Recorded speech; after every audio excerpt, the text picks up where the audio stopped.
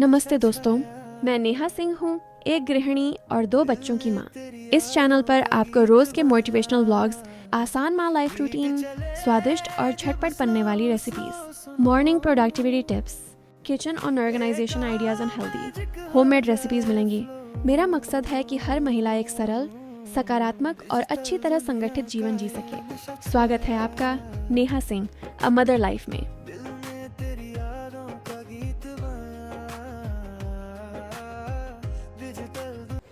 Hello everyone, स्वागत है आपका मेरे channel Neha Singh mother life में। आइए कुछ खट्टी कुछ मीठी बातें की जाए आप लोगों से। कुछ अपने दिन की बात, कुछ आपके बारे में सुने, पर आप लोग कमेंट करते नहीं हो, कोई बात नहीं, फिर भी सुन लो। ये दोपहर का टाइम है, ये दिन है वेडनेसडे का। हाँ जी, बुधवार का दिन है। मतलब पीछे बहुत ये प्रॉब्लम आ गए थे जिस वजह से मैं अपलोड नहीं कर पा रही थी। उसके बाद यहाँ दोपहर में नहा धो के आई थी, तब तक कपड़े लगा दी थी मशीन में। कपड़े धुल गए थे तो मैं कपड़े फटाफट डाल लूँगी। और प्लान तो कुछ नहीं था, फिर अचानक से कुछ प्लान बन गए। उसके बाद मैं बाहर गई, वहाँ से आई, कपड़े चेंज करके बाहर गई। उसके बाद दोपहर के 1:30 बज गए उधर से आने में। आई, फटाफट सबको खाना दी। मतलब दाल चावल तो बना के गई थी, पर मेरे घर में क्या है ना, बैगन दिखते ही सबको ना बैगन के पकौड़े बहुत पसंद हैं, तो सबको बैगन के पकौड़े खाने होते हैं। तो दाल चावल सब्जी बना के गई थी, बैगन के पकौड़े तली, उसके बाद सबको खाना दी। और खाना देने के बाद मैं कपड़े चेंज कर ली अपना, कि मुझे इसमें थोड़े से, इसमें ऐसे कुछ बर्क नहीं जो चुभते हैं, मतलब अजीब सा चुभन होता है उसमें। तो उसके चक्कर में मैं कपड़े चेंज की। उसके बाद खाना खाए, खाना खा के सोई। लगभग 2:30 बजे हम लोग सो गए थे। फिर 4 बजे जगे। जगते ही हस्बैंड बोले कि चलो छुट्टी है तो कहीं घूम के आते, बुधवार को उनकी छुट्टी रहती है। तो हम बोले ठीक है चलिए। ऐसे ही बच्चों को भी लेके कभी कभी ऐसा होता है ना कि बच्चे भी उब जाते हैं घर में, और नीचे भी कितना खेले, टाइम भी नहीं मिल पाता। और अभी तो छोटू का भी एडमिशन हो जाएगा, तो फिर दोनों को लेके हम दोनों की भी भाग दौड़ बढ़ जाएगी। तो ये बन गए मेरे पकौड़े। सब्जी में पहुंचा चुकी हूँ, दाल चावल पकौड़े ले जा रही हूँ, पानी दे दी थी। खाने के बाद हम लोग सो के जब जगे तो चले गए घूमने के लिए।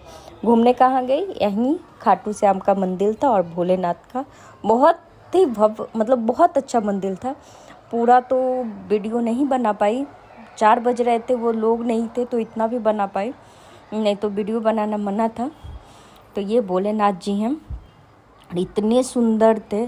वहाँ माता गौरी, मतलब सारी देवी ऐसे लग रही थी ना जैसे बस यही हैं, देखते रहो। इतनी अच्छे इनके श्रृंगार थे, ऐसे लग रही थी जैसे हंस रही है, बातें कर रही है। अजीब सा इनका मुखड़ा था। तो लगभग हम लोग 6-7 बजे तक यहीं बैठे रह गए। उसके बाद यहीं से डी मार्ट चले गए। तो डी मार्ट का कुछ भी देखती हूँ मैं, थोड़ा बहुत बना पाई, नहीं तो नहीं बना पाई। शॉपिंग करने में इतनी बिजी हो गई कि मैं शूट करना ही भूल गई। तो ये दोनों तरफ, एक तरफ राधा कृष्ण, एक तरफ गौरी, शंकर जी, मतलब सारे देवी इतने भव्य तरीके से थे ना। हमेशा मैं नहीं जा पाती हूँ। और छोटू तो ये जो बाल कृष्ण को परेशान किए बेचारे, वो भी थक गए इससे। मैं भी उनसे माफ़ी मांग ली कि भगवान आप ही दिए हो, आप ही समझो, आप ही का रूप है, आप देख लो। बहुत परेशान की। उसके बाद हम लोग उधर गए। यहाँ शंकर जी ध्यान में मग्न थे, तो हम सोचे भगवान जी मग्न हैं ही, थोड़े से हम भी बना ले वीडियो इनके साथ। तो इनकी वीडियो बनने के बाद हम लोग वापस से यहाँ पे खाटू श्याम का मंदिर है। बहुत यहाँ एकादशी के दिन और मंडे के दिन बहुत भीड़ रहती है खाटू श्याम के मंदिर में, बहुत, मतलब बहुत ही ज़्यादा। वहाँ गई, वहाँ जैसे ही गई, मैं वीडियो स्टार्ट करते ही गई थी कि इधर नहीं कर पाई तो उधर कर लूँगी, पर मैं वो भी शूट की हूँ। अंदर जाते ही यहाँ से तो वीडियो आराम से चल रहे थे। ये खाटू श्याम का मंदिर है, यहाँ से वीडियो आराम से ही चल रहे थे। पर जैसे ही वहाँ पहुँचे, उन्होंने देखा कैमरा और वीडियो बंद करवा दिया। तब नहीं कर सकते, सामने बहुत बड़े बड़े इसमें चिपकाए हुए थे, रखे हुए थे, कि वीडियो बंद करवा दी। वहाँ से हम लोग, वहाँ बहुत, मतलब ऐसा फील हो रहा था मंदिर में कि थोड़ा सा सुकून चेहरे पे, वो मुस्कान, अजीब सी शांति। बोलते हैं ना कि जब कहीं कुछ ना शांति मिले तो आप आधा घंटा भी मंदिर के पास जाके बैठो तो आपको शांति मिलेगी।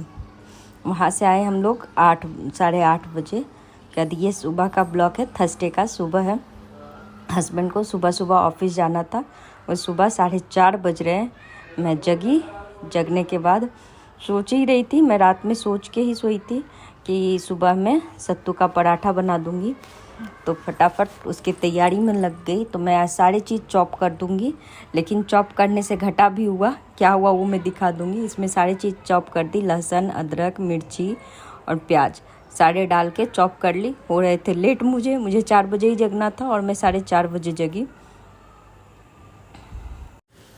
चॉप करने के बाद मैं सबको सत्तू में मिक्स कर दूंगी। अब सत्तू क्या है, यूपी बिहार वाले लोग तो जानते हैं, पर अदर सिटी वाले मतलब थोड़ा कम जानते हैं। सत्तू जो आप रोस्टेड चना होता है ना, चने को फुला के रोस्ट किया जाता है, उसको जब पीसते हैं तब सत्तू बनता है, और बिना रोस्टेड चने को पीसा जाता है उससे बेसन बनते हैं। तो मैं इसमें जो भी चॉप की थी सारा डालने के बाद नमक, अजवाइन थोड़ा सा और अचार का मसाला, खट्टी वाली अचार की मसाले और सरसों का तेल डाल के इसको अच्छे से मिक्स कर दी। ये हुआ क्या, जब चॉप की थी तो जो प्याज था वो ज़्यादा मॉइस्चर रिलीज किया, मतलब ज़्यादा मॉइस्चर छोड़ा, जिस वजह से वो पूरे सत्तू मिक्स हो गया ऐसे जैसे पानी मैंने डाला हो। पर जब प्याज कट करके सारी चीज़ डालते हैं ना, चॉप करके, आप बारीक चॉप करके जब डालते हो हाथों से कट करके, तो वो मतलब थोड़ा सा अलग अलग रहता है सत्तू, थोड़ा सा भुरभुरा टाइप रहता है। उसके बाद मैं फटाफट आटे लगा ली। आटे में डाली घी, अजवाइन और नमक, ये डाल के आटा लगा लूँगी। आटा लगाने के बाद फटाफट मैं इसको भर के बेल लूँगी और इसके साथ बनाऊँगी काजू की चटनी। हाँ जी, काजू के चटनी में कमेंट आए थे आप क्या क्या डालते हो, तो मैं काजू के चटनी में डालती हूँ हरी मिर्ची, लहसुन और अदरक, काजू, ये डाल के पानी डाल के आप इसको पीस लो। मैं दही नहीं डालती, दही से क्या होता है ना, जल्दी ख़राब हो जाता है और मुझे देने रहते हैं लंच में, तो अगर वो चीज़ें ख़राब हो गई तो लंच में फिर वो खा नहीं पाएंगे। और सत्तू का पराठा ऐसा है कि नॉर्मली इसके साथ थोड़ा सा मीठा चाहिए, या तो मीठा कुछ रहे और नहीं तो कुछ लिक्विड टाइप का रहे, तभी खा सकते हो, नहीं तो मुंह में पकड़ता है ये। कि लंच का बहुत बेस्ट ऑप्शन है और जल्दी बनने वाला। मेरे बेटे को तो बहुत पसंद है, लेकिन वो आज के दिन स्कूल गया नहीं था। क्यों नहीं गया था कल के ब्लॉग में मैं बताऊंगी।